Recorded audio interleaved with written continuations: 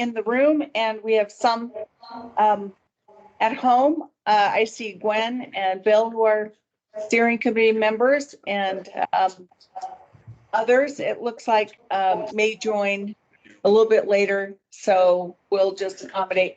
We're going to get right into this because we do have a lot to go through this evening. So as you know, we don't do formal minutes anymore. We just record everything and put it up on the CCNNA website, which is ccnneighbors.com. And then you can go to the YouTube channel. Just go to YouTube, go to the Cherry Creek North Neighborhood Association, and all the steering committee meetings that I have been able to record since we've been on Zoom are there for you to go through. If anybody's missed anything, or our new members who want to get up to speed, Doug, welcome.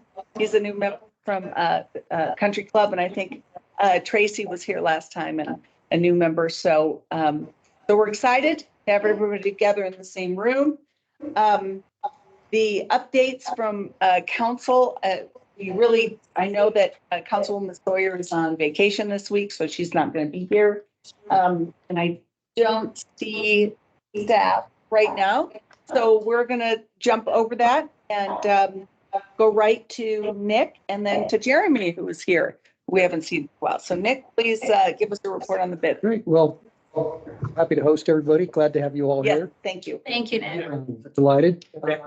The one thing that I want this group to know about is we have contracted with a group called Walker Consultants. Some of you may know Walker. Used to be known as Walker Parking Consultants. And we're embarking on a highly deep, concentrated parking analysis in this district, which has never been done. I think Richard will agree with me. The biggest complaint that we hear about Cherry Creek North, it's lovely. People love being here. They just don't like to park here. And one of the challenges we have is the fact that we've got 5,000 parking spaces. And just to give you some context, that's the same amount of parking that Jeremy has in his garages. But nobody knows it over. And so we really have a challenge in getting people into garages, feeling comfortable with that, and really understanding the dynamics. We also know that we have issues with employee parking, contractor parking, all of which takes up the inventory on the street, because as we know, everybody wants to park on the street in front of that store or that restaurant, right? And what ends up happening is we see people circumnavigating the blocks, and that's no good for anyone. So we just put a stake in the ground once and for all and said, it's time to really understand the parking dynamic. And really, I think what we're going to end up on this is finding ways to more seamlessly get people into these garages, looking at the inventory of those garages, looking potentially at valet options, looking at pricing models. There's just a lot to consider. Wayfinding, of course, predictability. People who go into a garage, they want to know two things: how much, and is there a space for me? So there's a lot to be done. We expect to take pretty much the rest of this year to put all this together and then put some real actions into place in 2025. So I know that, you know, the parking issues here impact the neighborhood as well, because we know that employees and customers alike are parking in the neighborhood. That's not good for the neighborhood. And so I just want everybody to know that that's something that we're really focused on this year. And, you know, looking forward. Walker is a phenomenal company. They've done great work for us. Did great work for me when I was at the shopping center, and we implemented paid parking, which was really popular at the time. It is. Yeah. Anyway, just wanted you to be aware of what was happening in that regard. So a lot more to come down the road. My turn, Lou. Jeremy, please. Well, it's great to see everybody again. Thanks for having me. I'm sorry I missed the last two meetings, Lou. That your comment did not go unnoticed. So We just miss you terribly. well, I appreciate that. We have a lot of great things going on in the shopping center. You know, business continues to be very strong. Leasing interest continues to be probably as good as I've seen it in my career. So right now, just to give you guys a little taste of what's going on. We have 8 stores under construction right now. We put 8 stores under construction in January. But we've relocated Kills and Oakley to make room for new tenants, so they're upstairs now. Our Terex and Fiore are both doing well, so their new bigger stores are under construction in the shopping center. Why, they're still operating in their current stores. We have Majori, Madewell Men's, Madewell's under a remodel, Goriana or Gorjana, depending on what side of the country you live on. Swatch, Fleet Feet is moving, or Boulder Running Company is moving from their space in Cherry Creek West over into the old Johnny Rocket space, so they're under construction. And then we have 5 more signed deals that we're just waiting to get spaces back. So you'll see 5 more go under construction by the end of the year. So a lot of leasing activity, a lot of construction activity. And then it's almost spring. So I'm like Richard, I'm sure we've got a lot of exterior enhancements. We spent a lot of money on the exterior of the center last year. We plan to do that again this year to really make sure that it reflects the neighborhood and the shopping center in the way that we and you guys expect. So if you have any questions or concerns, let me know.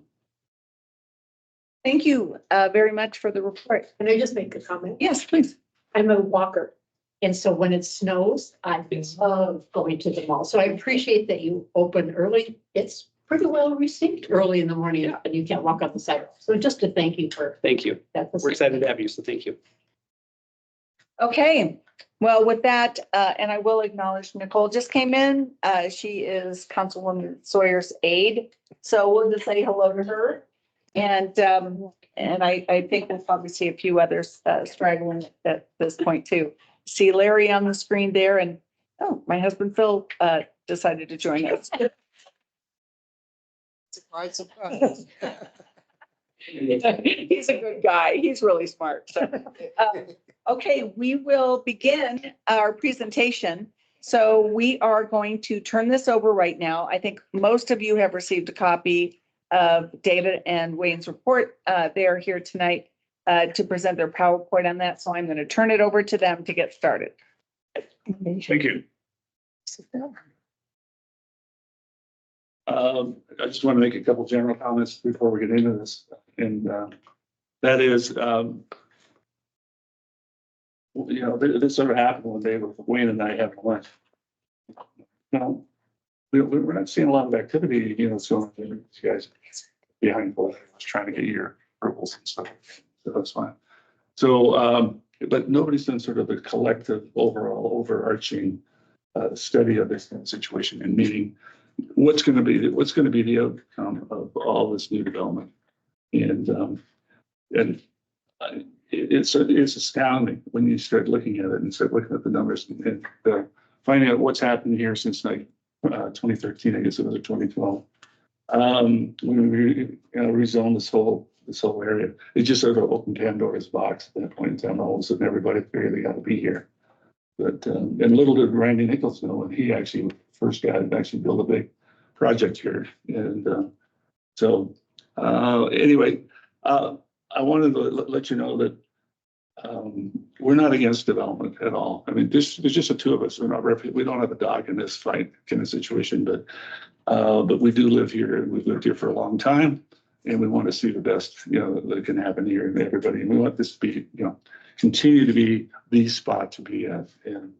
And we still have a little office building over here, and we get calls almost every day for, you got any more space? We want to get out of downtown. And we don't obviously, but anyway, and I'm sort of surprised also to see some of the larger, users, if you will, come over here, because it's an inordinately expensive place to have office space. I think, you're probably looking at close to $750 a foot to build one of these offices and stuff. And your operating costs on top of that. So you're welcome to the world of, $75, $80 rent. So that's awesome.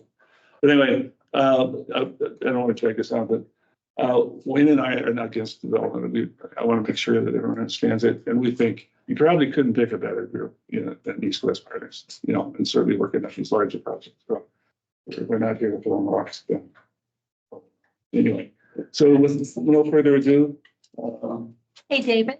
Yeah. So you're just here as a neighbor. You're not here for the Business Alliance or? Correct. Representing anybody. Yeah. So myself. Yeah. And theoretically, I'm supposed to be retired, but you just never know. Yeah, I know that feeling. I'll turn it over to Dwayne. By the way, Wayne's leaving tomorrow morning for Japan, so if you got any questions, you better get them. Right?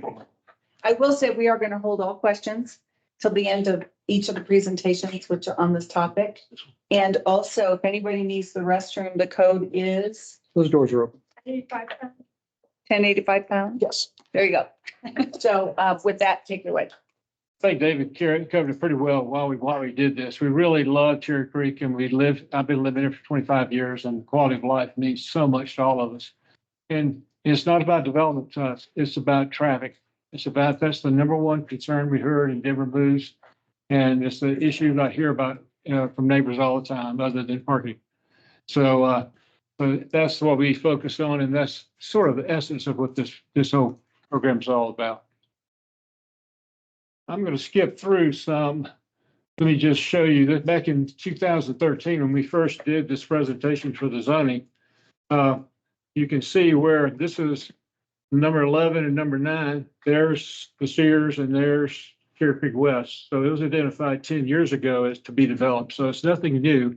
We knew it was coming. We wanted it to be developed. We talked ad nauseum about those properties being developed, as well as the institution of transit.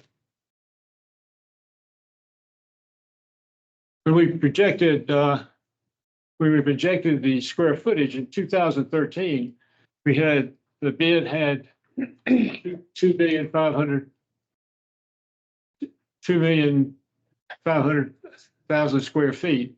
And the 10-year projection we did right then with the committee, we projected 5 million in 10 years. Well, we just did the count of all the developments going on in 2023, and it's actually 8.5 million square feet of development. And that includes the 2 proposed, Cherry Creek West and Sears, and there's some future developments as well. So you can see how it's grown 230% in 10 years. It's the first time we looked at a 10-year growth of Cherry Creek, which is just phenomenal of what's happened.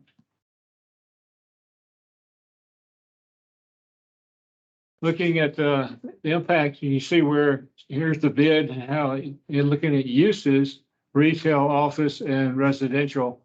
You can see where the residential is just phenomenal. Look at 46,000 square feet going up to a proposed of 2 million with the new proposed.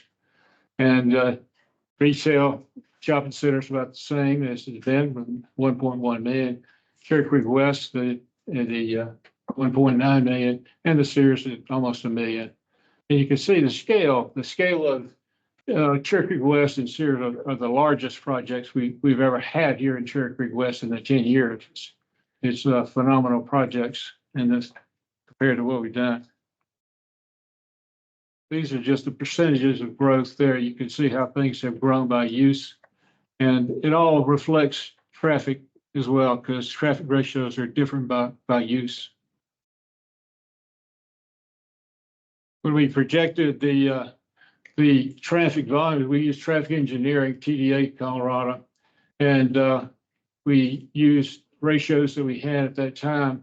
And we actually modified the ratios when we talked to them again, and we lowered them 10% for the future development. So that's what we've done shown here. But you still see we're going from 5,600 vehicle trips to 11,000, over 11,600 trips, 105%. Not surprising, with development progress, you're going to have growth in traffic trips. So, but the main thing is we just have to be able to manage it and understand what's going on. Post developments. Everybody knows on Cherry Creek West has seen us the data. This is the data we had from the large development plan, 1.9 million. And you can see where we modified the vehicle trips from what we'd used earlier for the existing in 2013. So we ended up calculating 1,730 trips PM peak hour. This diagram came from the large development plan. It's a very interesting diagram of the property. It still has, like, at that time, four ways to get out of the property, and only 2 of the 4 are 2-way lights to go either east or west. So when you come out of the one way, you're going to go one way only. And so we're just worried also about how the traffic's going to be managed as well. Not only the office and residential, but just the service vehicles as well. As comparison, if you look at the shopping center, which is half the square footage of this project, this is 1.9, the shopping center is 1.1 million square feet. The shopping center has 7 ways to get out of their properties, and 4 of those 7 are two-way lights. So it eases the traffic flow. Parking, I'll skip parking. Here's the Sears Clayton project, the second one, very large. We've talked about this, and it's a beautiful diagram. We love the way they have developing a street, walking street through there, and the development of residential. It's really focused on residential and no office space at all. Again, that reduces the amount of vehicle trips that you'll have when you go to more residential. So that we love that essence of this project. Parking, they have plenty of parking. I got 1,500 parking spaces down there, so they got plenty of parking. But the calculation on trips, you can see with the residential, a little bit lower residential buildings, the amount of trips will be like a little over 700 trips be generated PM peak hour. First Avenue is what we really focused on the most. That's the biggest concern we've got. This is again there's the 11,060 trips total that includes everything, and you can see the 2 large projects. It's about 21% of that 11,000 of those 2 major projects. They're just so much larger than anything else that we've done before. This is as we looked at First Avenue. This came from the Denver Moves, Cherry Creek, and these are the intersections that the traffic counts on. We marked them, and when we looked at the data, I was just amazed. And this is each one of those intersections, and you see the data is about a couple of years old. You can see where it's 2018 or 2019, and looking at the daily traffic counts, it's just enormous. The hourly average is unbelievable. We just added another 10% because this is 4 or 5 years old. And from one of the references we got, traffic engineering references, they indicate 36,000 trips would be maximum traffic capacity on an intersection. Marked all those in red, so you can see what the impact is right now. And this is before the development. This is before the things that have occurred in the bid as well as the 2 proposed. I mean, the growth is just really coming on strong. And it shows how much we're impacted right now.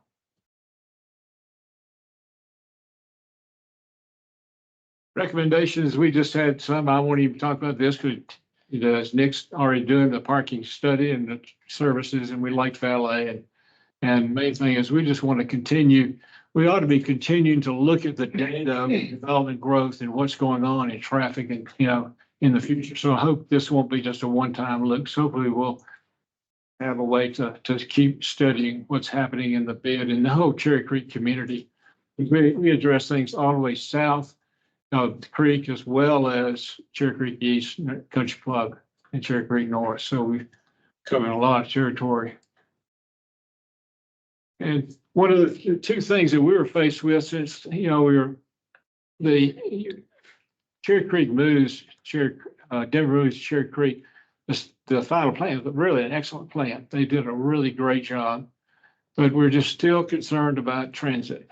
Transit is driving us crazy. It's just, we see it, being a long-term issue. It's not going to be able to help us with traffic immediately. And we also, with transportation demand management, been talking with Stewart and the people down the city. And again, I put out a sheet there that shows you some of the strategies on using TDM. And so it's a very complicated issue with all 28 of those studies. So I think it's really, I hope so in the future, I hope there'll be a real just discussion of Cherry Creek about what is TDM and what are those strategies and how does it work, And it's because we really, if we're not gonna have transit, we've got to have TDM to help us with that traffic. Yeah. The only thing we had at our time when we did this in January was the reduction of building height and use, the change of use. So that's what you see right here. You see, if you see going from 12 stories, 13 stories down to 8, it's a big reduction. It's 682,000 square feet. That's very large. But you see what happens to the trips, going from 1,730 down to 1,000. So you're reducing about another 37%. So we've got to do, if we can't reduce density just for traffic purposes, then we've got to expedite transit or use TDM strategies more effectively.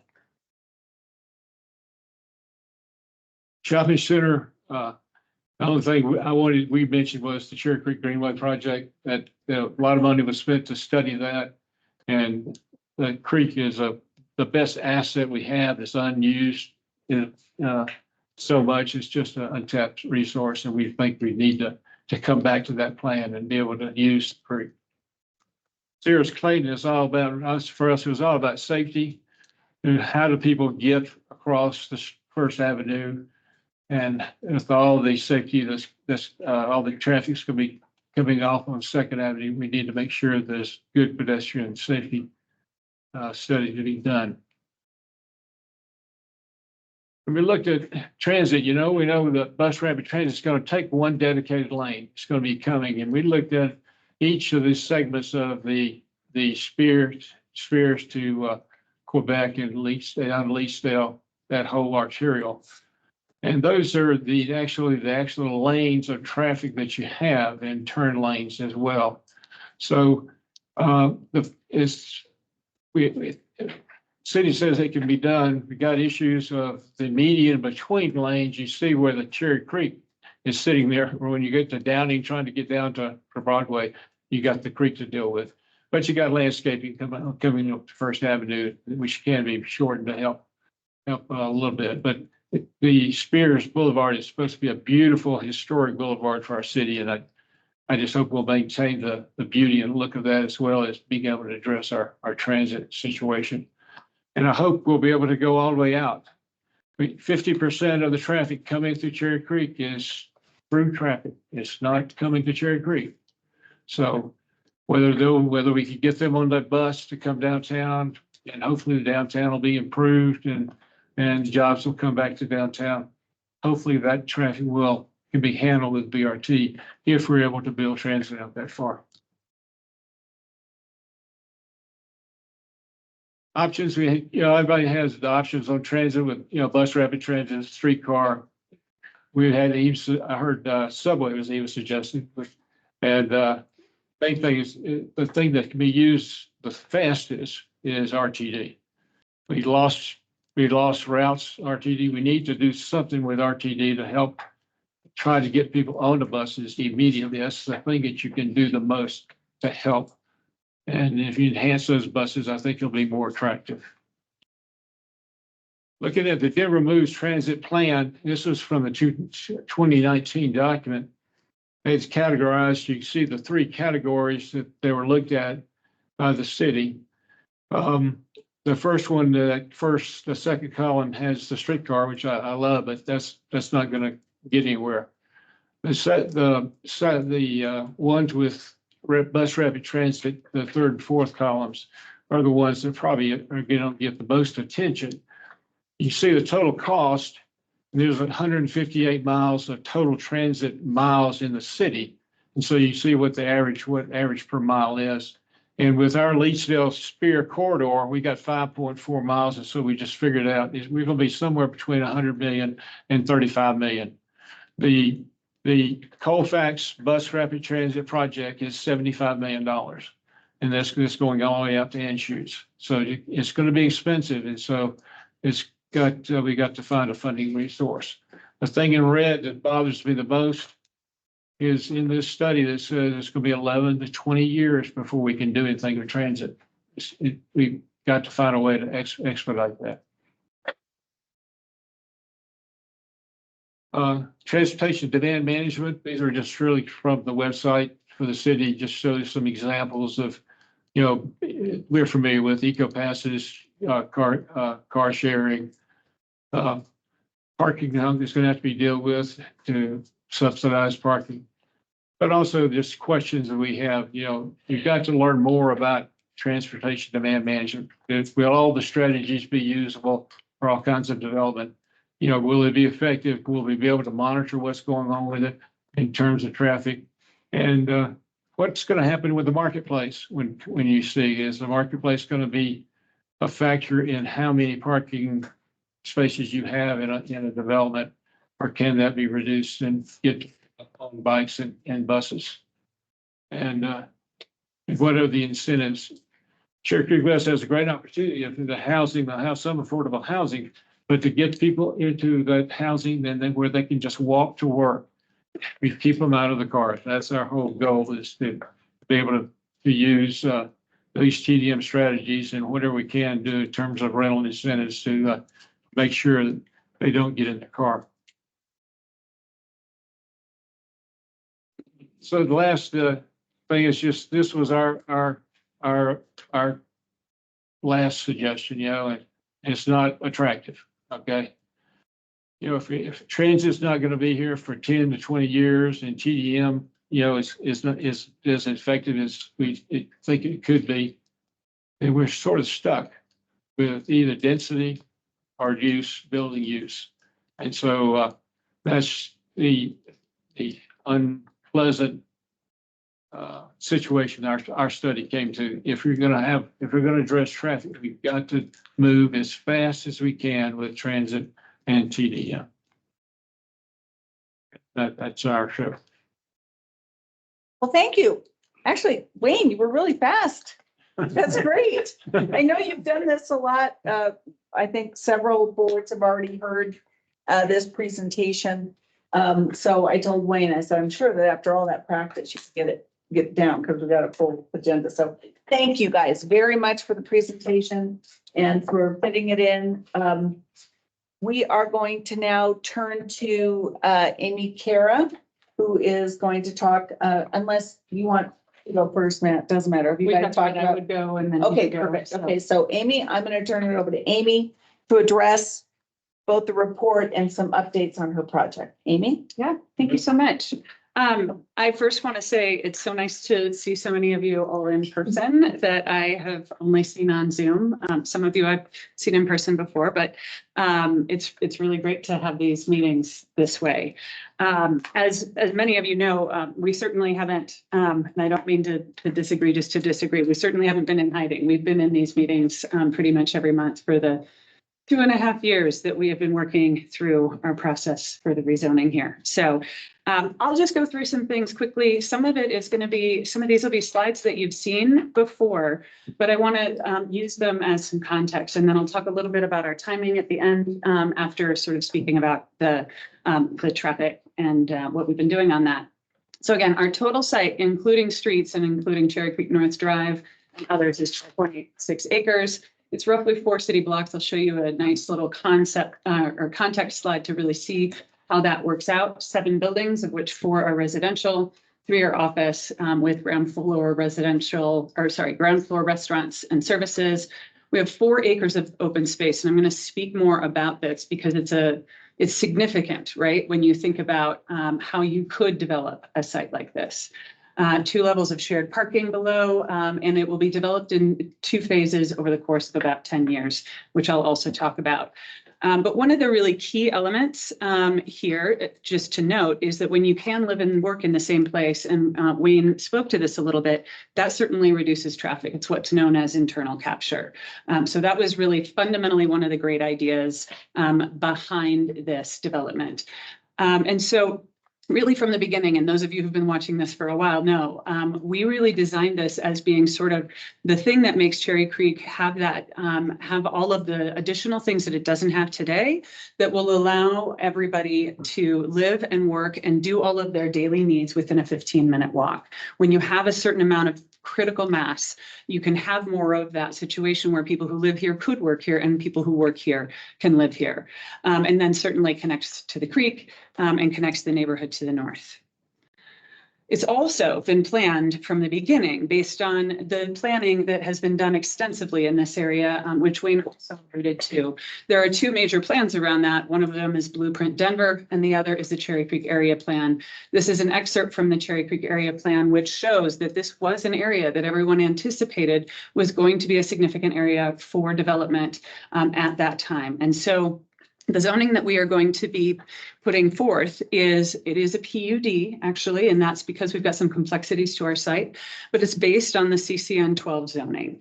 And so we have worked very closely with the city and really looking at the Cherry Creek planning as we thought about this. And then we're also using CCN instead of CMX 12, which is where the city started, because CCN was very thoughtful. There are a lot of things that you worked through in that planning where you thought about how you wanted to think about open space, how you wanted to think about setbacks, transparency, active front first floors, all of those kinds of things. And so starting from that as a baseline, as we created our PUD,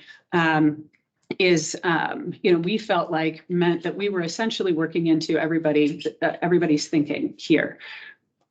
It is important to note that this really is the first meaningful open space in Cherry Creek. There are some parks around the edges of things, but as far as a place that is active, energetic, and a place for everyone, there really isn't something like that. So as we created and designed Cherry Creek West, we really thought about how do we connect the creek to Cherry Creek North and the other neighborhoods to the north, and how do we do that through a really wonderful open space.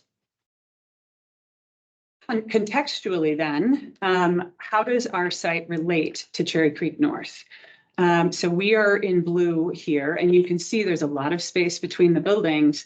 You can look at any 4 square blocks to the north there, certainly the ones that have been redeveloped under the new zoning. You can see that the density and the proximity of the buildings is substantial.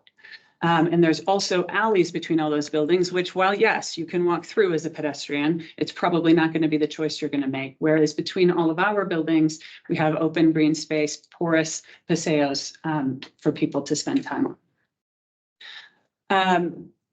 This is another map that you've all seen. So again, working from this baseline is really impactful. When we went back and looked, if you exclude streets, at the amount of open space that we're leaving between our buildings undeveloped, that's 41% dedicated to open space. So our lot coverage, and I break it down here, we had our architects kind of do an analysis for us here. The buildings use just over 5 acres, the open space is 3.8, giving a subtotal of 9.2, which the rest of that number is streets, cycle tracks, and greenways and sidewalks, things that in Cherry Creek North, you would just consider part of the public realm, you wouldn't consider part of the site. So in order to really make that direct comparison so that you can really understand what the impact of this development is as compared to the others, this really, I think, puts that in context. Just noting here, the 13-story buildings that we note, that is because of that affordable housing. That's the incentive height that you're given when you go above and beyond on affordable housing. So, but because we have that view corridor, we're not going to the 16, which is what we would be given if we were in an area that didn't have a view corridor that blocked us off. So 13 stories and the height that fits within is where we are maxing ourselves out, and our PUD will state that. Maybe quick question. This will all be done under one PUD, the entire site? This is a single PUD, yes. Be broken up. That's correct. Because as you'll recall, this land and all the land underneath the shopping center is owned by the Buell Foundation, and that will continue to be true. So the streets will be private. We're developing them all ourselves. We're paying for all that through private dollars. And so there is no bifurcation and splitting of this into multiple development sites that are being done in other ways. This is all happening as well. It'll happen in 2 phases. It's happening under a single analysis. So now speaking specifically to the traffic mitigation, and it took me a second to get there, but I think making sure that everyone had those visuals as I speak to this was important. When you can live and work in the same community, it reduces traffic through that internal capture. That was something that we started with from day one. Again, as I mentioned, 2.5 years ago when we very first started thinking about this. We also really planned it day one as a walkable and bikeable community. We really wanted to take advantage of our site as a hub of cycling and biking, biking and walking, in addition to cars and transit, as a real feature of the site. You saw from these maps, a typical site would build lot line to lot line and provide 10% open space. That's what the city's requirement is of us. We're providing 41% of our site as open space. And you'll see when I get to traffic and our actual study, which is right here, what that impact is on how lightly we are on this site. Also, getting cars off the main thoroughfares immediately with those right in, right out intersections. I know you have some concerns about those, but those are actually something Fair and Piers, our traffic analysis, said that was actually an incredible strategy for reduction of traffic. If nobody's trying to make a left, they're not backing up. If everyone is just taking a right and can smoothly move through, that reduces traffic impact because it keeps cars moving. So those entrances and exits that we have at our property at what I would call the Bed Bath & Beyond entrance and the Elways entrance are actually helpful from a traffic perspective. We're also making substantial infrastructure improvements to the creek. So while we aren't doing the entire Greenway plan, we have worked with Parks and Rec to create substantial increases in the widths of the paths there. So two-way cycle tracks that are wider than they are today, as well as a pedestrian pathway. And then other things like lighting that are really going to improve that experience. It's the narrowest section of the creek. And we're able to do that because of that connection to the creek that we're doing and the work that we're doing with Parks and Rec. And then TDM strategies. Thank you for teeing that up. That is something that is not done until you get to the individual building level. So when we get to planning an individual building, we would establish TDM. That makes no sense on a site like Cherry Creek West. So what we are doing is piloting with the city an idea of working on transportation demand management on a site-wide basis, at the point of infrastructure master plan and at the point of rezoning. So we will be talking about these strategies, committing to these strategies. We're working actively with Stuart and with the folks at the city on not just what adds together for the points. And you can see this point structure that is here, not just what adds together for points, but what will actually be strategies that will be effective here in Cherry Creek, because some strategies won't work as well. Today, for example, we're not going to get a lot of use out of bus passes because the buses don't come very often, right? That doesn't mean we won't do it, and we are analyzing it with Stuart's team. But what are the strategies we can do that will actually have a meaningful impact on traffic? So we have a very active dialogue happening with the city and with Stuart and his team on all of that right now, because we recognize that's important. Some additional mitigating factors. I mentioned the affordable housing, it's 12%. At 60% AMI, that 60% AMI is targeted to be something that relates to the salaries of workers in the bid and workers in the shopping center, so that people who work here can live here and vice versa. So just how we want that to happen for people in the market rate stuff, we want that to happen on the affordable housing. And so that will also be a traffic reducer by design. We've also coordinated our site infrastructure with Denver Moose Cherry Creek. Another thing you noted is concern about safety going across First Avenue. Our pedestrian and cycle track that we have within our site has extended into the Denver Moves plan for great crossings across First Avenue to really make that a better experience. Our shared paid parking garage being developed in 2 phases, shared parking, paid parking, and strategies like that are TDM strategies. But because we're doing it in 2 phases, we can learn as we go. And if there are improvements we can make as we get to the second half of the site, we can do those things. And then another thing that I just think is important, there was a number up there about 8.5 million in development by 2023. That assumed this all magically happens today. As we sit here in 2024, we haven't started yet, unfortunately. It will take us 10 years to get all of this completed, and it'll take 5 years to get those first 3 buildings. So so including those in 2023 numbers is a bit of an overstatement, right? But in 5 years and in 10 years, we have a lot of time to work together to get better transit infrastructure and for some of these other strategies to work, and for the affordable housing to mean that more people are living and working here and so on. So we can all work together to improve the traffic situation, because again, we brought in Fair and Piers as part of our initial planning team early for a reason, and that's that we know that First and University in particular is already a tough intersection. Sorry. And then what's that? I said to say the least. To say the least. So a couple of just additional clarifications to the analysis that I just feel like are important to make.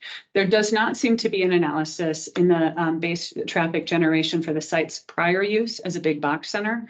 When Fair and Piers looked at the single-use trips that were being generated when Bed Bath & Beyond and Container Store and Macy's Fine Furniture and all of those things were there, the traffic was substantial. When that was detenanted in 2019, in between, I think it was 2016, 2017, finally, ultimately by 2019, there was a substantial reduction in traffic. That's nowhere in that study. And it's not candidly in ours either, but I do want to tell you, regardless, the impacts are a lot less than are projected here. The baselines also don't seem to consider through traffic, which is a massive impact here. I think everybody knows not everyone traveling down University or down First Avenue is coming to and from Cherry Creek. A lot of people are coming from Aurora to downtown and vice versa, or through Commons Park, through Congress Park up to DU and so on. I don't see any baseline for that in the data. Also, our development square footage is lower than is shown in here. I recognize you had the LDR, but we've done a lot of planning since that time. We have 3 office buildings and 4 residential buildings. I think you had that with our previous planning.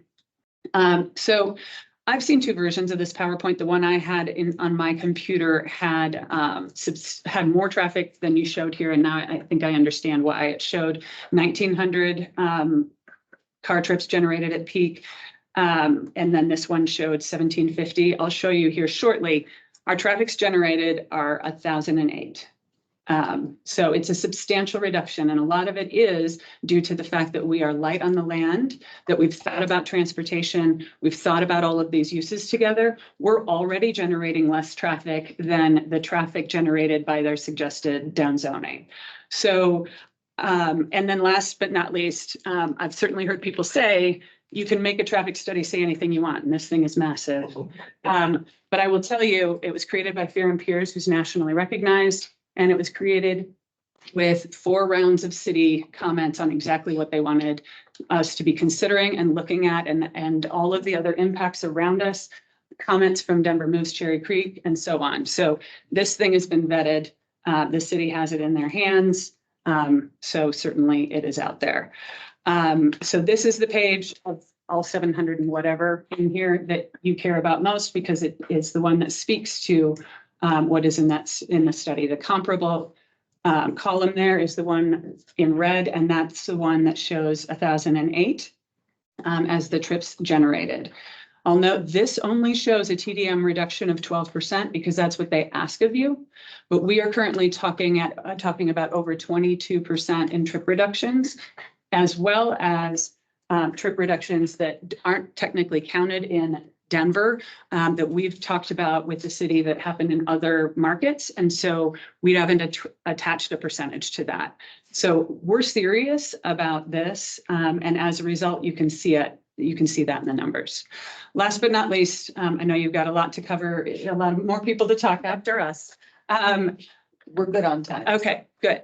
So I just wanted to share a little bit on that phasing. So we're developing, for anyone who hasn't seen this, a lot of you have, the east side of the site first. And the reason for that is to deliver on all of the things that are really community facing. So that connection across First Avenue at Clayton, that connects down through our confluence to Market Square and the green space, and then connects through to the creek. All of the improvements we're going to do on the creek, all of the visuals that you've seen many times of the improvements along Cherry Creek North Drive, for that to be a beautiful landscaped place. The cycle tracks on Clayton, the cycle track on First Avenue, all of those things happen in the first phase. But those won't be complete until late 2028, early 2029, by the time we have all of phase 1 completed. And it's 2032, I still think is actually probably a little aggressive, but it's possible we could be done if we can just keep going through it by the end of 2032. So that really is quite some time from now. And in the meantime, we will have delivered all of those amenities. So that's what I've got. Amy, in that first phase of development, how many are apartments? 2 of those buildings, so 2 of those buildings are residentials. The 2 that are adjacent to the shopping center are residential. And then the other building, and actually let me just flip right up here. So it's these three buildings that are on the right. So the office building, which is one of the shorter ones as we've designed it. And then the two residential buildings, as well as all of that public realm or open space that we're creating is what will happen in So the majority of the phase one development is residential. Yes, You're really only talking about one 8-story office building. yes, that's correct. And their apartments? They are apartments. Okay, and can you just do something, one more thing for me? That big open space, since I have no visual acuity of knowing what that really is, compare it to something for me, like a football field or a whatever, or a 2 blocks or Cheeseman's Park. It's not as big as Cheeseman. Site isn't as big as Cheeseman. Park. But one of those like south. Oh, yeah, it would be, yeah, it's essentially a half a block. So it's about a half a block? So if you took, oh, yeah, so. Okay, that's good. One of these, so this will give you a little bit of a sense. If you pick one of the blocks, on. From the neighborhood and just neighborhood, and divide it in you half. took it instead of it being developed on, Okay, that's the green area. And Okay. then Market Square is another component of that. So that would be another building, next to that. It would be left undeveloped. Can we hold? Sorry. Questions at the very end? Is that you? Really, unless. No, of course. No, it's fine. I just want to make sure that, On that, what it is, if you're saying that's a half a block, that's 50,000 square feet. Is that what you're saying? So inclusive of the green space as well as the pedestrian walkways and all that kind of stuff, there's a lot more than that. No, just the open space Just that. that Well, so we have. Asking you about is- All of. you said it's a half a block, that's 50,000 square feet. Are you saying that's what it's going to be? So let me reshare. So let's go to. So what is half a block is you can see that sort of internal street, that light brown internal street. What is roughly half a block is everything from there down adjacent to that lower right building, everything there. That is roughly half a block. So it does include places for pedestrians to walk. It does include places to sit, fire pits, other places for people Yeah. to enjoy. Space that is available for the public to use. When Okay, you, so- when you first made the presentation to Country Club, you talked about 20 to 25,000 square feet of open space as you're showing it now. You're Well, not so going, the you're not- green area, yeah, you're not you weren't including all those. all of other- the rest of that, and that excludes Market Square. So it's really, It's quite a bit bigger. you're making it bigger by adding on more. Is there paid parking for people who are visiting? Yes. How So much, you know how much? How much how much we're going to charge? How much, yeah. No, I don't. I don't know how much you're going to charge. No, because in 2028, we don't, because, is it going to be market rate parking? Yeah. Well, you can understand, like Country Club would be worried about that because the more paid parking that you have and the higher the rate, the more likely they are to park into our neighborhood. Well, it'll be comparable to parking in Cherry Creek. I North, understand that. So. okay, we're gonna cut the questions till the last. And I'm gonna try to keep us moving. So is there anything else specifically that you wanted to mention? Thank you. About the report or. I think the summary is, I shared the slide that shares, our actual parking per this is lower than what they wanted to see, based on downzoning us to 8 stories. Amy, who paid for that?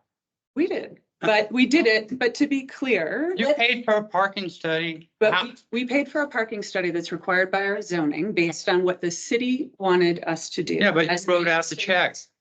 But the city does require it and they have standards. They and you told have us how to meet do it. these. And Fair and Pierce is the same. It goes to who that- pays for it.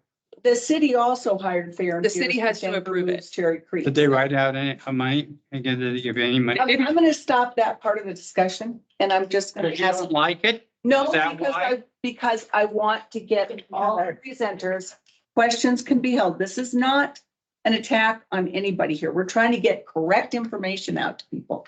And your comment is about your worries. You know, we're going to hold those kinds of things. We're going to have a discussion. If we have time, we can come back to some questions. But right now we have some more presenters and a lot of information that everyone else wants to hear. Okay. So are you good? Yep. All right. Thank you. And thank you for waiting. Matt Joblin sneaked in. Welcome, Matt. Matt, as many of you know, is with BMC. He is here because his project was also referenced in this report, and we're going to give Matt also a chance to respond. First of all, great to see everyone. I just can't wait to hear your questions, buddy. Very excited. I'll go parking all day long, buddy. I got you. I hate going after Amy because she's so impressive, and I usually look like a loser going after her. This is nowhere near as comprehensive or impressive. So I'm going to try and do this in like 5 minutes, real quick. This is more about clarifying to make sure that we all have the right data and facts. What I've learned is a lot of times when we're trying to find a solution to something, we're working off a different problem. We're not agreeing on the problem. I want to make sure we have all the right facts here. So first thing is in the report, it referenced the 993,000 square feet, which you'll see over here actually is correct. But what is off here is that it's representing 867,000 square feet of new residential, which is not the case at all. The 992 square feet includes the Janus building, existing condos are already there. So when you look at what we're doing, there's existing today 295,000 square feet of retail. We're reducing that by almost 40,000 square feet. So 40,000 square feet less retail in the project. The office Janus, we're not involved in that in any way, shape, or form, not included. The condos are all staying there. We're not involved. The hotel, we're not involved, is not changing. We are adding 406 units, of which 10% will be affordable, 41 units, and we're only adding 353,000 square feet of square footage to the project. I'm sorry, we're not adding it. We're actually only adding 310,000 square feet of total square footage to the product. Next slide. Who's operating this, by the way? It's coming. You are. This is going to give you a headache. I'm sorry. And it's not going to really make sense. So I'm going to do it quick, but we're not changing a lot. We're only really making a couple big improvements here. Number one is, as you know, all the service trucks and trash, they come up Josephine, they come down Second, they park on Second, they cause a fucking mess all the time. They come in here and they go like this. We're putting it all, and by the way, you see all of it and it's disgusting. We are putting it all covered here, hidden, so you're never gonna see any more loading service, trash whatsoever. And when they come down First Avenue, we are doing an alley right here that's for service only. So bollards go up and down here so that pedestrians, people in our project, no one could go down this alley. It's solely to access the Whole Foods and back of house for our project, which will then be distributed to all this underground. So we're limiting and simplifying all the back of house traffic stuff, all the alley crap, the mess that you see everywhere, which is real. We really started with how to solve that. This is the pedestrian lane. I'll show you some renderings of right here. Cherry Creek really doesn't have an amazing, well-curated pedestrian lane that has 35 different retailers, all owned by one group that can coordinate it, merchandise it the right way, tremendous landscaping, and make sure it has security. So that's a big point here. And we're also doing our own valet on the project as well to help mitigate a lot of the parking and kind of the chaos. There are 3 entrances to garages to the project. Over here, we're not involved. We're involved on this one over here. They're all staying. We're not getting rid of any of those. So those 3 parking garage accesses will be supplemented by additional valet on the project. Next slide, please. So this just talks about the parking. In the report that was presented to you, it talks about 717 calculated vehicle additional trips. To be clear, this is not total. This is peak PM trips. So that's what we're comparing apples to apples. I think why this is off, why this number is higher, is because the assumption of all the new residential right there, which is not happening. So our traffic study by Kimley Horn is saying that it is only 421 PM peak hour vehicle trips. And I think to reconcile that solely is the difference in the residential square footage. I'm quite sure the way it's calculated is pretty similar. Next slide.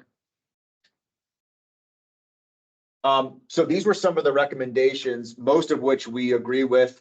We are not asking for any new zoning or even any type of variances in any way, shape, or form.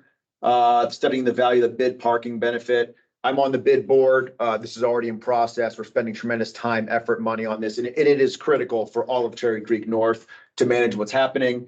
Implement a bid valet. That is one of the parking solutions that is on the table. We'll be doing that ourselves here at this project. As you know already, based on the past conversation you just had, we had to do our own traffic study. We're happy to share it with anyone. It is public. And the pedestrian safety, we're working with all the different agencies to ensure that it is safe. I will bring up one issue. The city, DOTI, wants us to put a mid-block crossing across First Avenue, which I think is stupid and idiotic. And I'm pretty sure Lou and Nick and everyone agrees with that. So we're against it. And East West.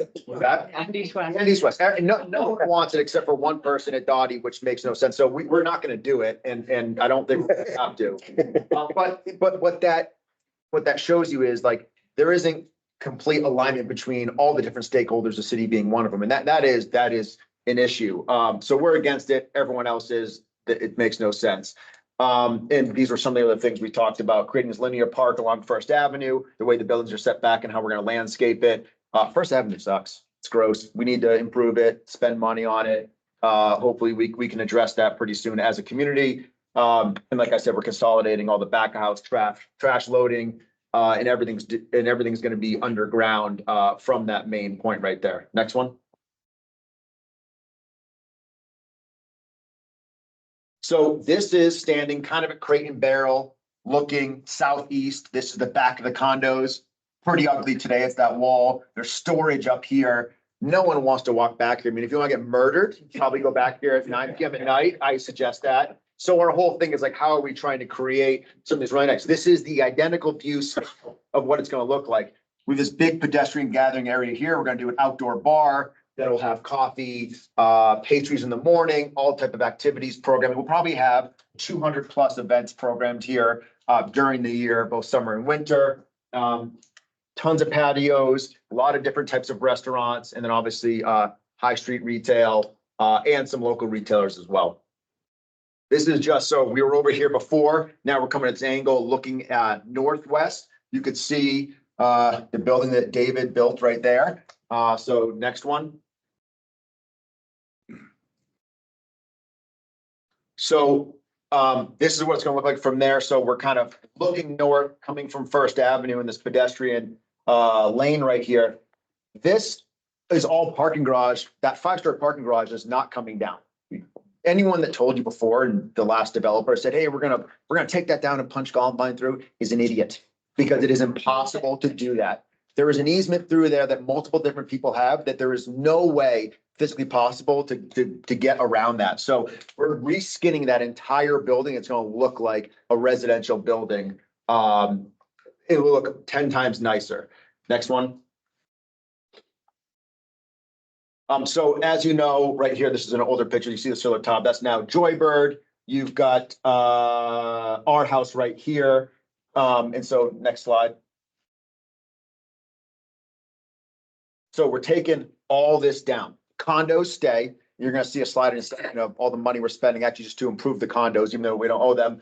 Redoing all that retail. All this comes down instead, including Crate and Barrel. And here is this east to west part of the lane that's kind of a T. You saw the lane going over here. Valet right here. People can walk in. Again, you can see the restaurants, retail, condos there. This is a 4-story building. We have 8-story zoning here. We're not going to the 8 stories. We're only doing 4. We've got Equinox committed for a 30,000 square foot fitness center. On the 4th floor, we've got 4 of the top steakhouses in the United States begging us to come on there. So 10,000 square foot, amazing steakhouse, outdoor patios will be really, really great for Cherry Creek. So this is standing at the corner of Nordstrom looking towards northwest Crate and Barrel. You see the Sears building over here, obviously Clayton Lane, so the Clio. This is going to be that building right there. So it's kind of a white. Sarah, what do you want to explain the architectural materials there? What do you want to say that is? Terracotta with a glass inset, a really unique gateway building to pull you in from Clayton first. I think this is going to be pretty iconic because Equinox 30,000 square feet. They're taking 5,000 square feet here. We rounded the corner. All of 2 and 3 are Equinox as well, but they're going to put all the cardio and activated stuff on that glass. So that building's going to glow at dusk and at night with a lot of activity. And I think make First Avenue feels dead at night when you drive. So to have this, I think will feel great. On top of the steakhouse rooftop, we've got a pretty large terrace right here. Then on the back end, looking down into the lane as well. And then you see how the building steps down. This is all 8-story zoning, but we're not maximizing the zoning at all. We're at 8 stories here, then it steps down a few more times before we get to the 4-story building there. One interesting point is we'll have 35 different retailers and restaurants. Every single retailer and restaurant is going to have a different looking facade.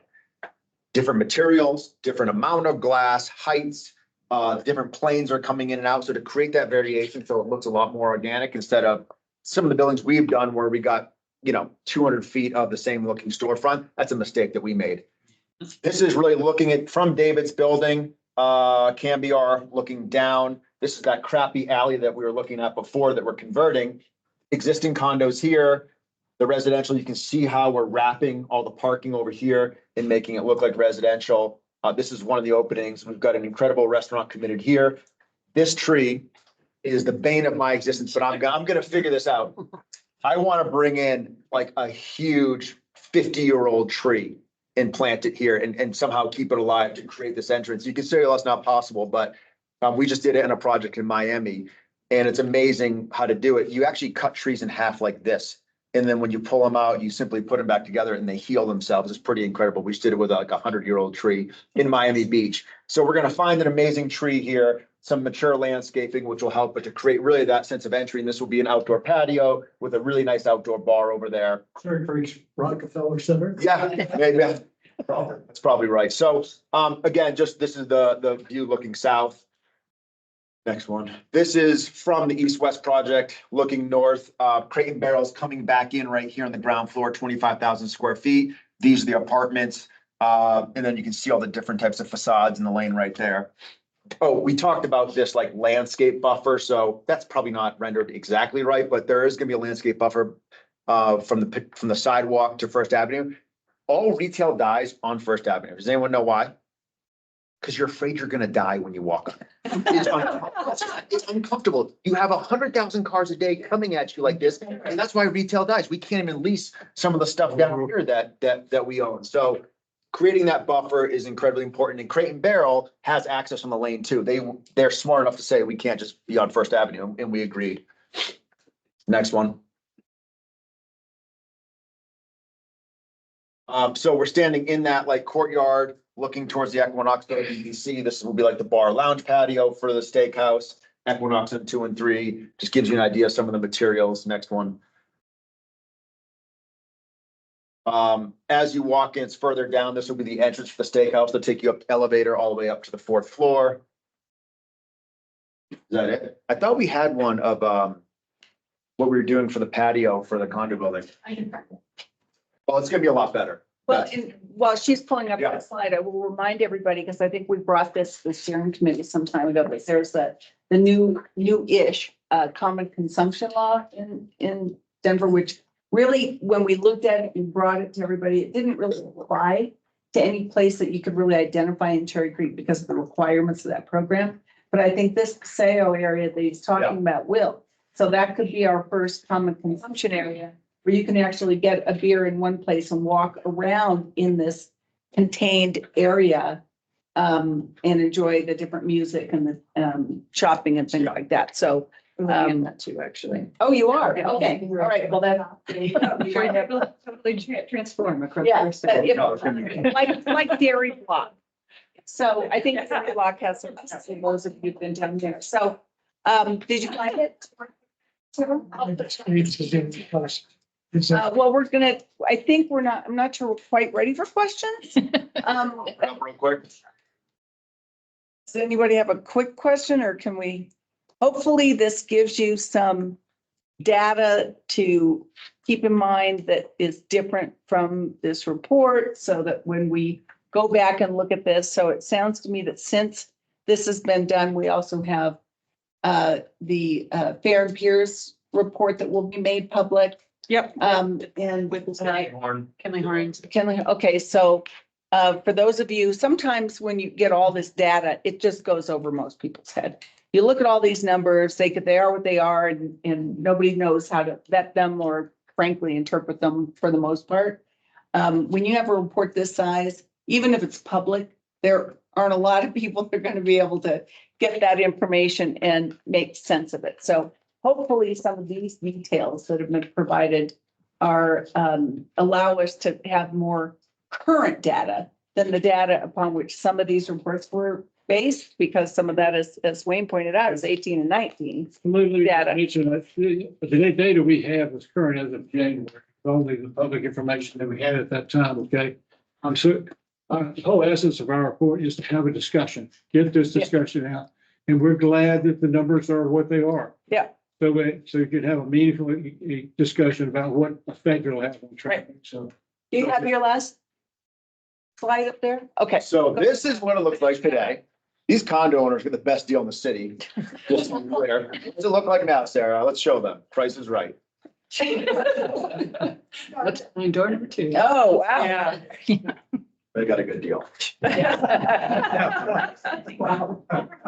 Okay, thank you, Matt. You're welcome. Thank you. It is, I'm sorry, what? Ma'am, would you tell the time frame of Yes. all of your projects? Yeah, I hope, first of all, we'll do it all at once. Project's about $500 million. Hope to start Q4. LDR is done. All the agreements with the existing retailers are pretty much done. We're gonna go out for construction financing.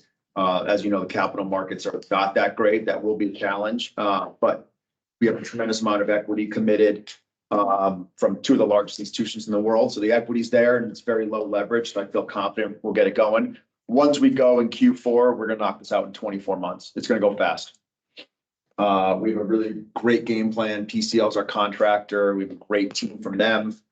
Logistically, being thoughtful about how to minimize impacts and get it done quicker with multiple cranes, different areas that we can fix stuff. So, yeah, my goal is, opens up Q4 of 2026. But see, you're not asking for any rezoning. Isn't that correct? No, that was all as of right. And we got, in my opinion anyway, and many others, top notch in the city. An architect who's very responsible and, has done some really great things. So the difference between what you're doing and what Amy has come to us with over the past, who knows how many. This is like the 4th or 5th time that I've sat through this. It's just different. You're not asking for anything and you're entitled to do everything that you want to do. She needs approval to do what she wants to do. And that means that we get to voice our opinion. So I'm going to move on for right now to finish. It's 10 after. We have 20 minutes left and we still have people that are participating in this discussion.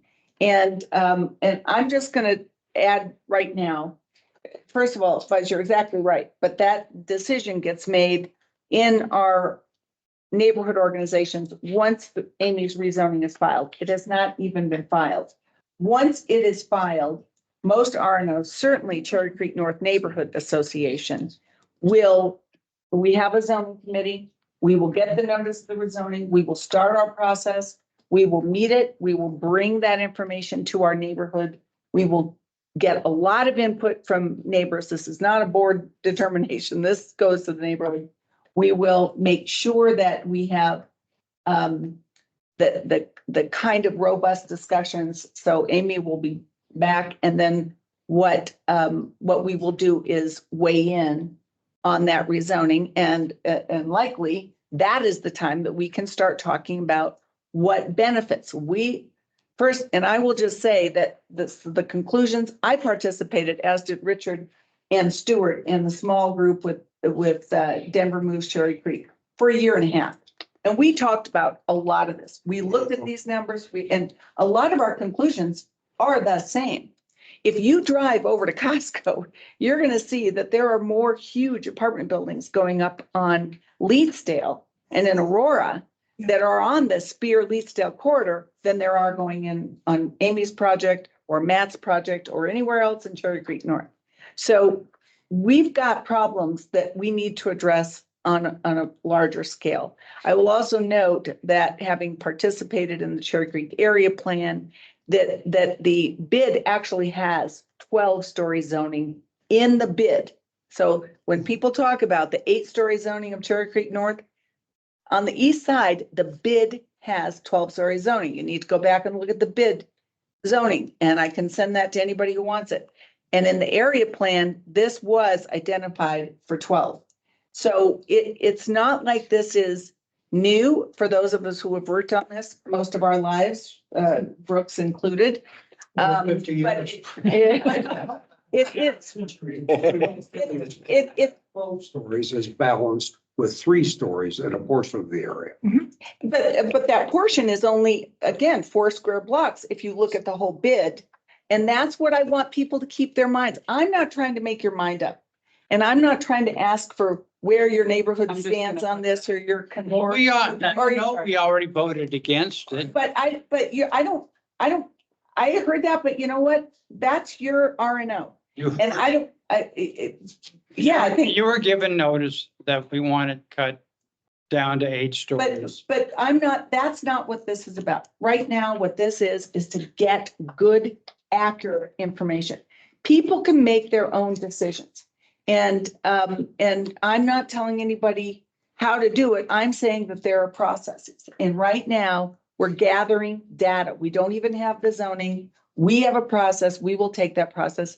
And I've told Amy, we're going to have asks for you because all of our conclusions, David and Wayne's conclusions and Denver Moves Cherry Creek's conclusions are the same in so many respects. We need better transit. We know there was a report the other night on TV that really a game changer in multimodal has been these e-bikes. And we have first to last mile issues, even with big transit, but e-bikes, people can get them to and from, and it's actually getting people out of cars. But we don't have a safe place for people to ride. We have asked Amy to put in a lot of that infrastructure. We've asked the city to. We are dealing with the city without a healthy budget right now. And we always get left out of the bond issues, it seems. So we need to come together and say, if we really want the same things, better transit, better multimodal, improve the trail system, we've got to put in what needs to be put in so that can happen. And right now, the city isn't going to put in, the developers are helping us. We're coming together. Nick and his team doing this parking study is a good first step, but we have a bigger problem than just this. I want to, because we don't have much time, we got a response from DOTI at 4:22 today. So I had already left. So Richard, if you could pull up this email, the folks on Denver Moves Cherry Creek also met with David and Wayne at some point and had looked over their numbers. And we wanted to make sure that we brought back to the steering committee who had spent so much time listening to Denver Moves Cherry Creek, what their take is on some of this and how they responded. Again, for good quality factual information about how these relate to one another. So it's up on the screen. It's hard to read. I'm going to go over this really quickly because I'm loud and I talk fast. So part of this says, as an aside, I did want to point out to you, this comes from Paige Colton, who was one of the heads of Denver Moves Cherry Creek. I want to point out to you that the Dr. Cog database, and there'll be a link to that, I'll get this to everybody, contains most of the traffic volume data we collect here in Denver.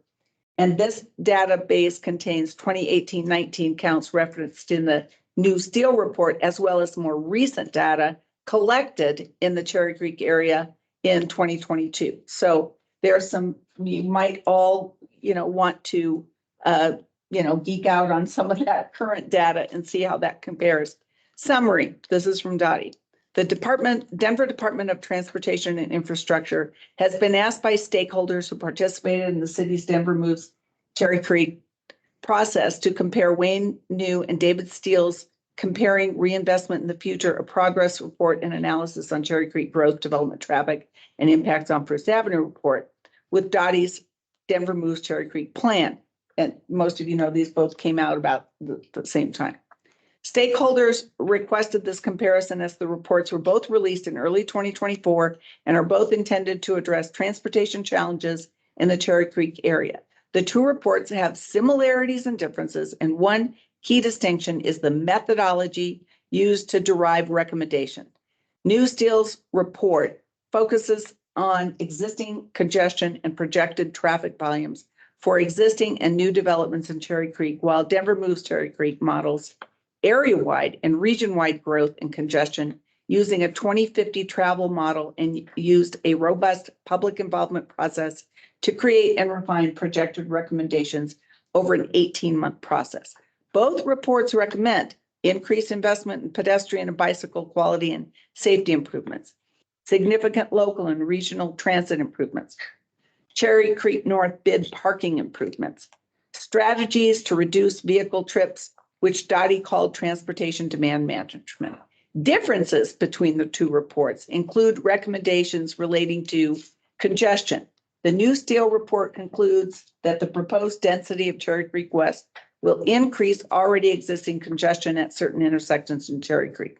Denver Moves Cherry Creek concludes that regardless of growth within Cherry Creek, regional growth will continue to drive congestion in Cherry Creek. In order to address this congestion, Denver Moves Cherry Creek identifies a suite of multimodal transportation projects, policies, and strategies to help manage both regional and local trips. These projects, especially regional transit build-out, transportation demand management work by developers to achieve updated mode shift goals, and bicycle pedestrian improvements are critical to mitigate congestion. Second point, density. The New Steele report recommends a decrease in density and change in use mix by Cherry Creek West to mitigate the transportation impact of that specific development. Denver Moves Everyone, DOTI's citywide transportation plan, published early 2023, concluded density is critical to achieving citywide transportation goals. Denver Moves Cherry Creek recommends that an increase in density in Cherry Creek is needed to support higher frequency, more reliable transit and allow for more local trips within Cherry Creek to be taken by walking and bicycling. Overall, DOTI does not make zoning recommendations in the plan. Zoning is the responsible of CPD. So I wanted to get that out there so everybody has heard their response. And now with 10 minutes, I'm sorry, Stuart, I didn't leave you much time. I'm going to turn it over to Stuart Anderson, who can give the perspective from the Transit Management Association for our area. Stuart. Yeah, first off, some of you don't know what I do. I think today you do. I'm the Executive Director of Transportation Solutions. We're a transportation management organization. There are 8 of us in the Denver region. We are in partnership with the Denver Regional Council of Governments. They're our primary funder. Our purpose is to address air quality. And our big issue in Denver for air quality are cars, private cars. And we are now number 8 in the nation. We are now more polluted than Houston, Texas, because we won't get out of our cars and we're not making the decisions that will preserve the quality of life we need in our community. In addressing this particular issue, we looked, well, Lou and I went down and talked to the city, but I did some analysis. I'm an urban planner. This is what I've been doing my whole life. Our estimate, I'll get right to the point. It seems that there was a linear function in projecting the traffic, when in reality, there's a diminishing amount of trips that are generated based on density, and it relates to the internal capture factor that's there. When we went through this, we just broadly estimated that the numbers in the report were about 30% higher than what we would have thought we could see. Actually, we expect fewer trips.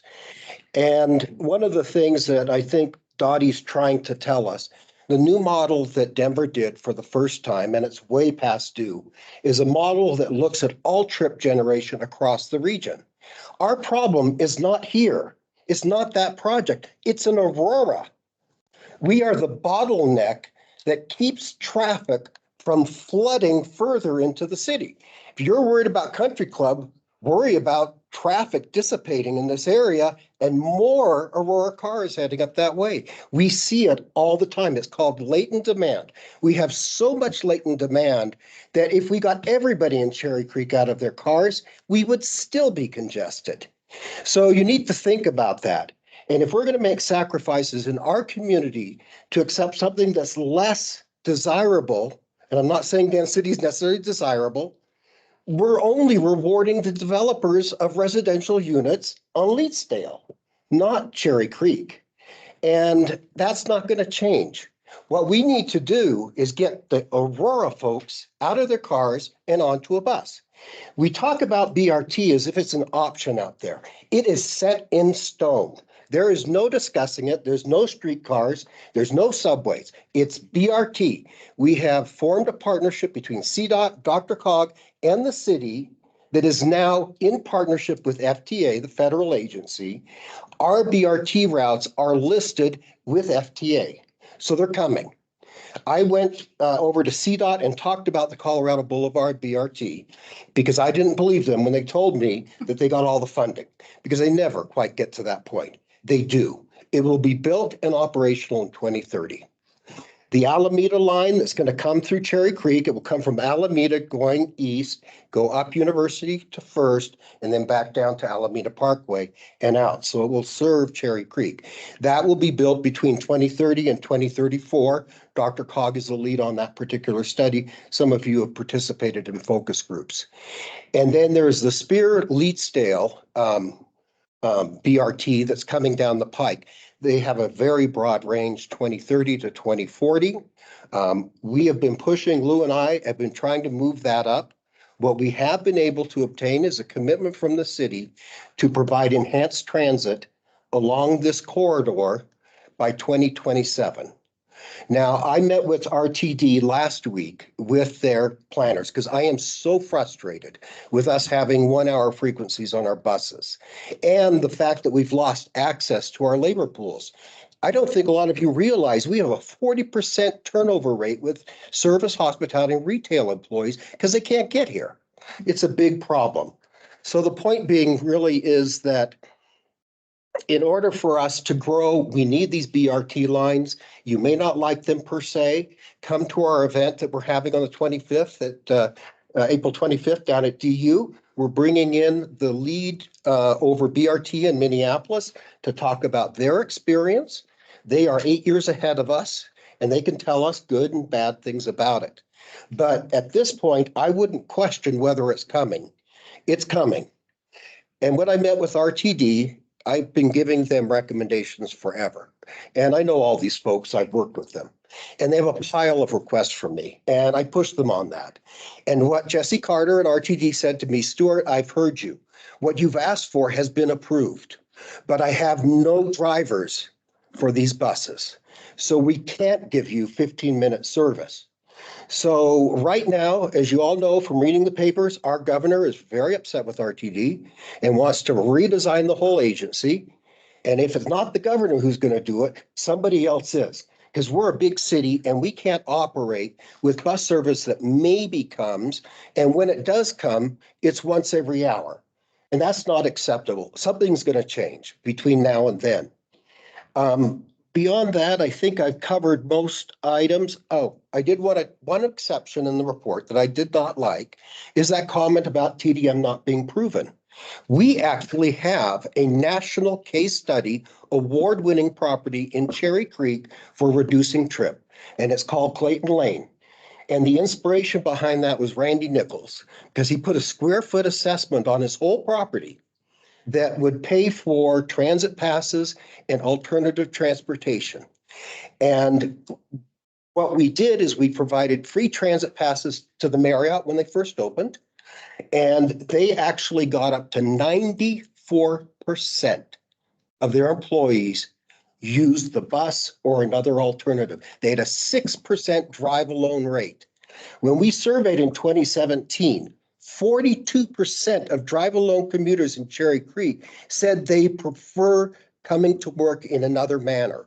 Whatever that is, we don't know, but they're open to different ideas that are out there. Things are changing. It's a different world. we're building a world for our children. I really wanted a car when I turned 16. My kids don't. They want scooters. But the world is changing. There's a different generation that's going to be looking at this. Now, the reason why Denver wants the density is because we're in this really awkward spot. Cherry Creek was designed like a suburb. We got a parkway as our main street. And that's not what we should have there. We should have something that's a little more inviting. And I think that as we look to the future, Denver wants to be able to bring jobs closer to the housing. They want to get a mix of income levels. And these are the things that are evolving around in our communities. I'm not saying yay or nay to these things. I do like the fact that the report looked a lot at TDM. TDM can do quite a bit. We can do a whole lot more than 12%.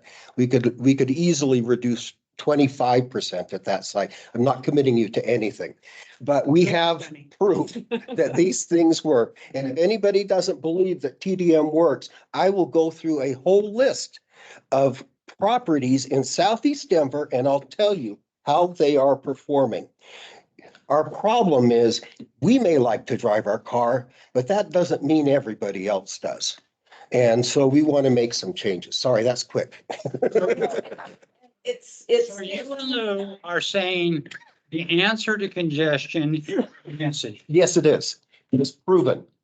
let me Documented. correct you on that. Region-wide basis. On a regional basis, it's proven, and it is this internal capture concept, and it's getting grocery stores close to where people live and things along those lines. And I And agree. don't attribute it I to worked me. for RTD as an urban designer. Dottie's position. Yeah. so. I agree with you.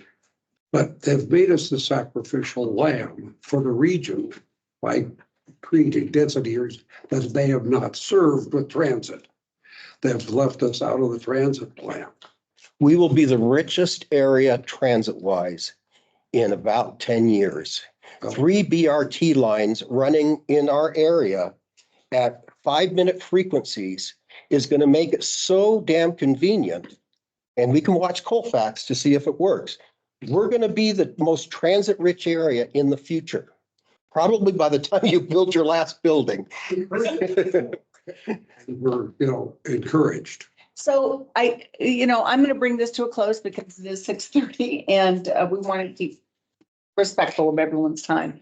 I know that there are probably some questions. If you've got some questions and you want to send them to me, I will see what we can do about getting some responses from the folks. I thank everyone for presenting. I do want to note that so many of the conclusions in the report and the conclusions of Denver Moves Cherry Creek are consistent.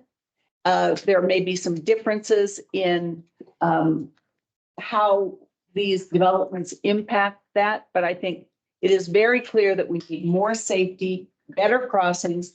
We want to be mindful of the things we've all talked about for years.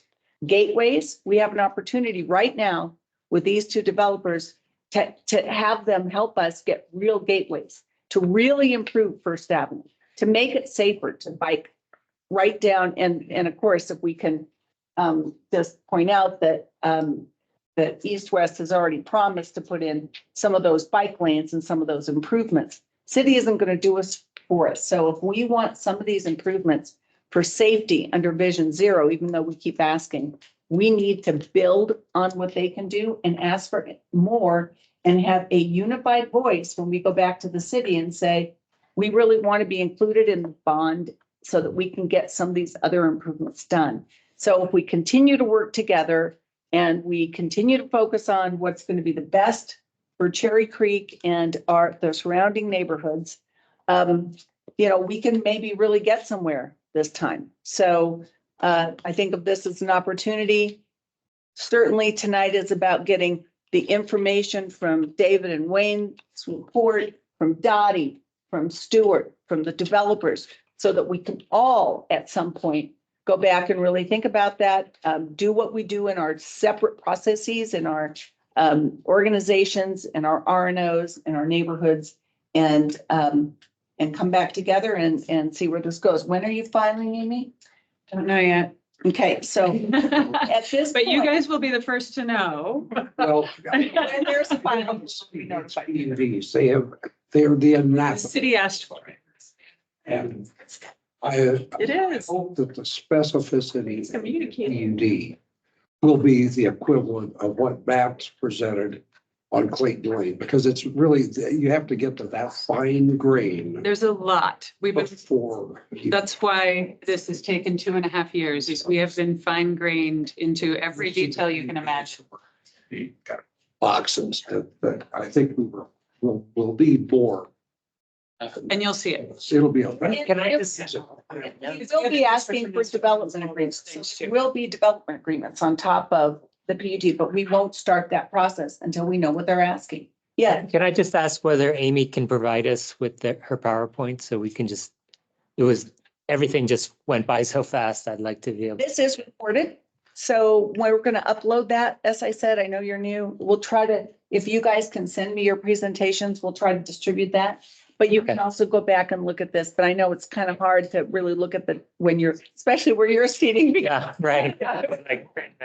You need a head there. I'll say we can certainly do that, but the benefit, I think both Matt and I's presentations are very sort of image without necessarily the words. So that's one of the great benefits of these guys recording everything on YouTube, is you'll be able to hear the narrative in addition to just the pretty pictures.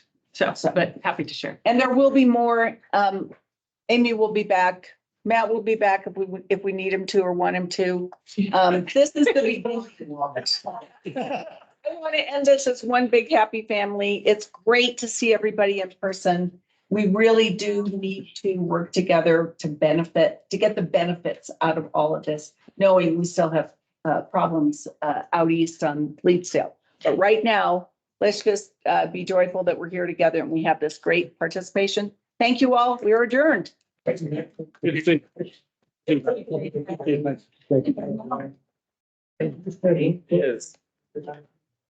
know.